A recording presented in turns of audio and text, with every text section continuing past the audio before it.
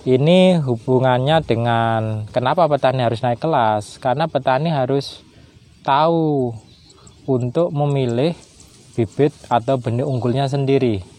Ya, salah satu cara supaya petani itu bisa bisa mendapatkan benih unggul adalah bagaimana di suatu daerah nanti ada beberapa petani yang memang dia menyempatkan diri sebagai petani peneliti. Makanya banyak hal yang harus jadi perubahan mindset atau pola pikir petani. Pertama adalah kita sebagai petani harus jangan bosan-bosan untuk meneliti, mengamati ya. Karena perubahan lingkungan biotik dan abiotik itu juga berjalan cepat. Salah satu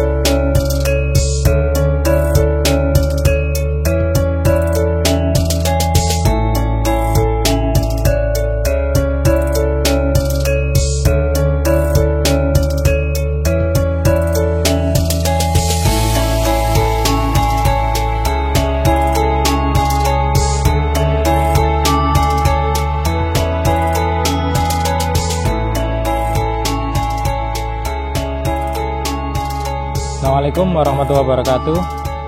Selamat pagi untuk rekan-rekan tani pada channel Petani Agromas ya, khususnya untuk teman-teman yang di wilayah Lamongan.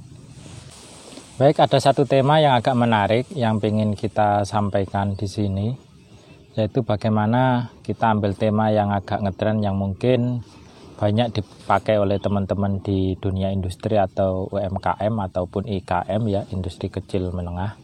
Tapi bahasa ini akan kita pakai untuk bahasa pertanian, yaitu bagaimana petani itu juga bisa naik kelas ya. Jadi kalau di IMKM atau UKM itu ada bahasa IMKM atau UKM naik kelas, maka di sini saya sedikit mensikapi atau ada berpendapat ya, atau kalau boleh kita itu mengusulkan petani juga harus naik kelas. Naik kelas apa? Yaitu dalam budidaya ketika di dalam dunia pertanian. Nah, salah satu yang harus kita naikkan kelas kita sebagai petani yaitu ketika kita bertanam padi. Saya ingin menyinggung terkait masalah benih dulu ya, sebagai faktor input. Kalau pertanian itu kita konversikan atau kita hampir samakan dengan suatu proses industri, yaitu di dalam suatu proses industri atau produksi itu kan ada paling tidak ada 3 wilayah, yaitu wilayah yang pertama adalah input ya, ini biasa nanti kaitannya dengan bahan baku ataupun sarana-sarana produksi pertanian yang lain atau saprodi ya. Kemudian nanti ada proses ya, yaitu proses dari sebuah industrialisasi yang ada di lahan pertanian. Kemudian nanti output ini terkait produk jadi yang dihasilkan dari proses produksi pertanian, baik berupa gabah, berupa benih, berupa beras dan lain-lain. Nah, salah satu faktor yang di sini menentukan yaitu adanya wilayah input bagi dunia pertanian. Ya, salah satunya adalah masalah benih. Secara umum kita mengenal beberapa istilah di dalam benih padi. Ada istilah galur, ada istilah varietas ya, ada istilah benih lokal, kemudian ada istilah benih unggul, kemudian ada istilah benih bina. Nah, ini supaya tidak rancu. Kadang kalau kita lihat di dunia medsos ya, maya ya, dunia maya kan banyak, semuanya mengatakan ini bibit unggul gitu kan. Jadi akan saya singgung Apa sih yang dikatakan galur itu? Sebenarnya bibit galur atau benih galur adalah benih yang dihasilkan dari sebuah proses pemuliaan atau proses penyilangan atau anakan dari suatu proses penyilangan tadi, baik itu nanti terutama untuk jenis-jenis padi inhibrida ya, padi yang disilangkan dan kemudian diseleksi sehingga nanti menghasilkan dari galur pertama, keturunan galur kedua, ketiga, keempat, kelima sampai keenam, bahkan sampai ketujuh dan ke-8 ya, ke-8. Ini galur ya.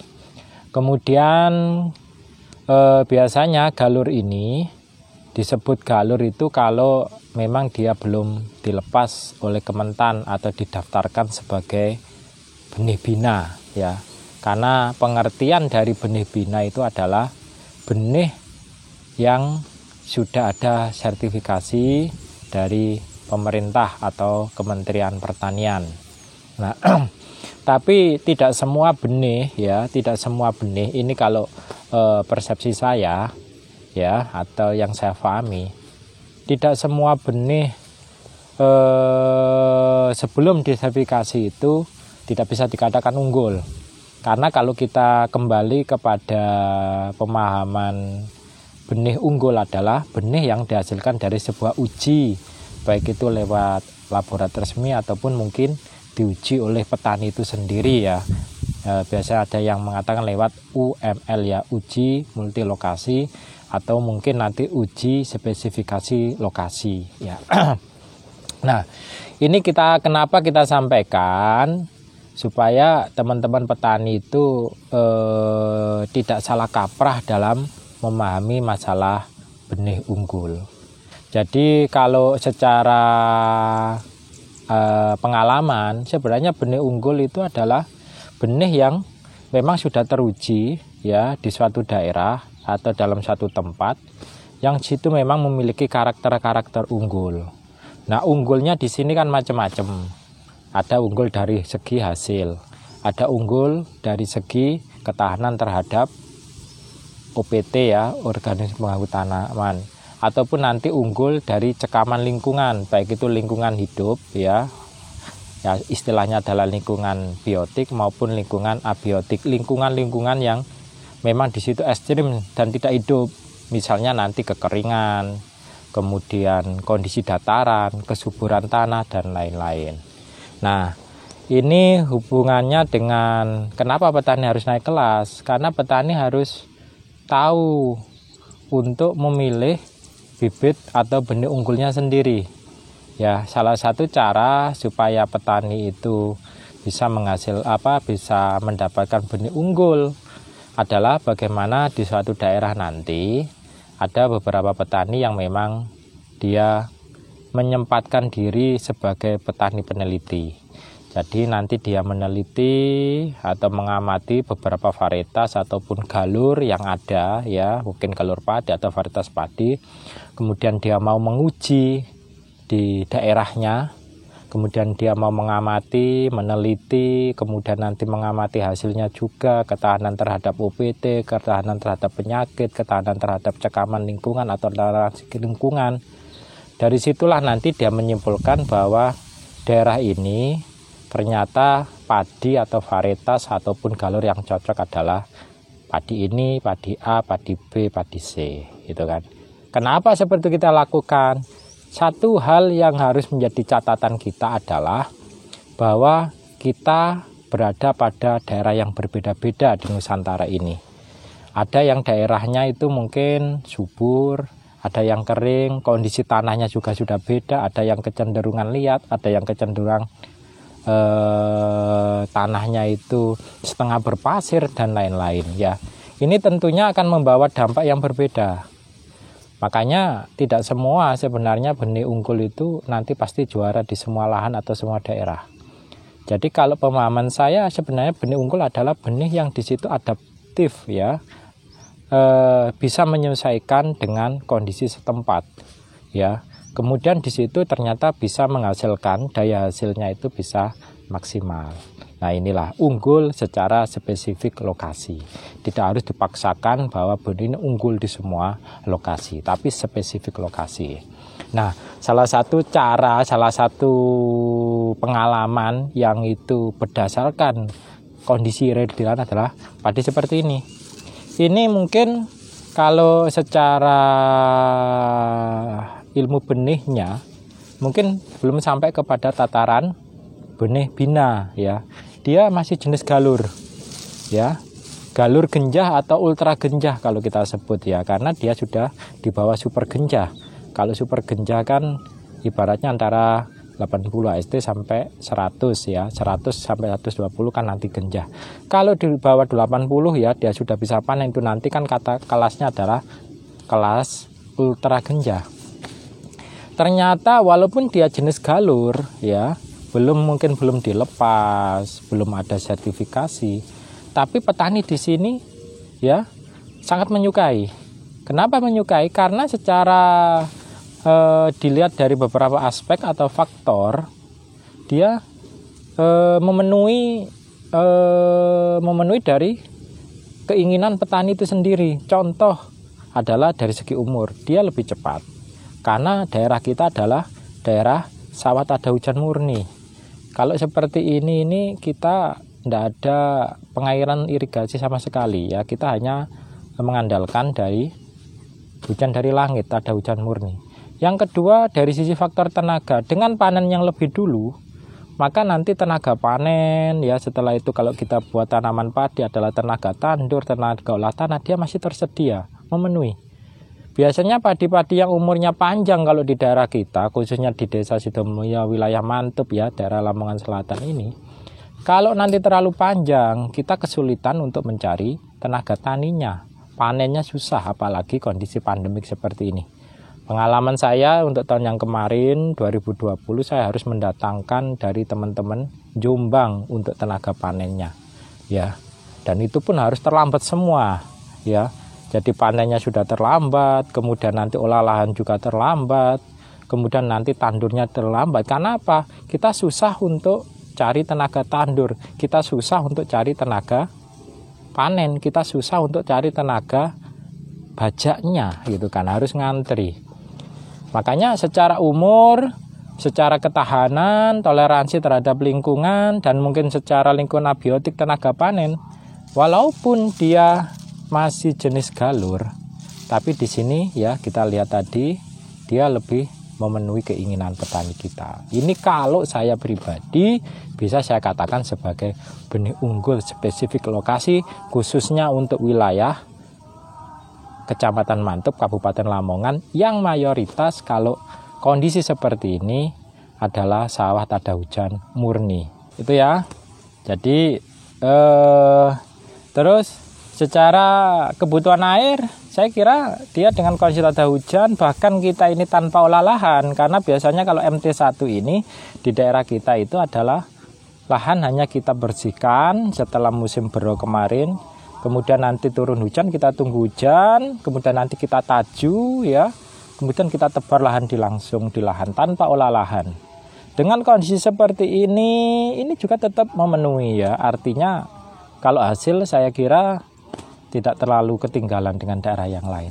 Nah inilah makanya banyak hal yang harus jadi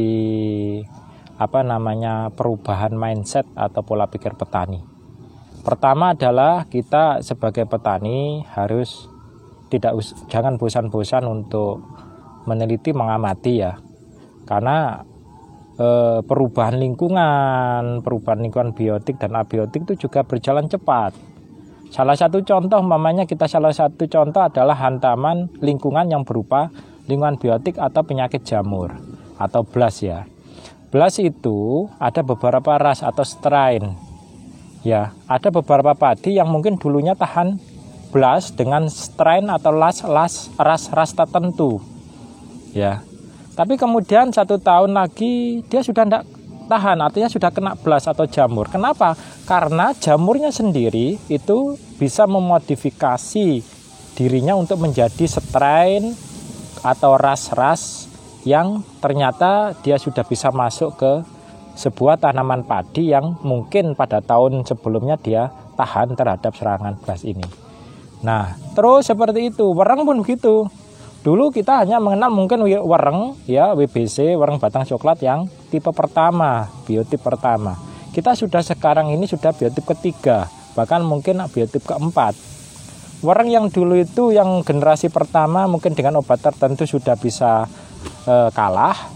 Sekarang ini dengan obat itu sudah tidak mempan. Karena apa? Dia sudah menyesuaikan juga menjadi biotip 1, biotip 2, biotip 3, biotip 4. Makanya kita juga harus meneliti tanaman padi apa yang toleran terhadap wereng.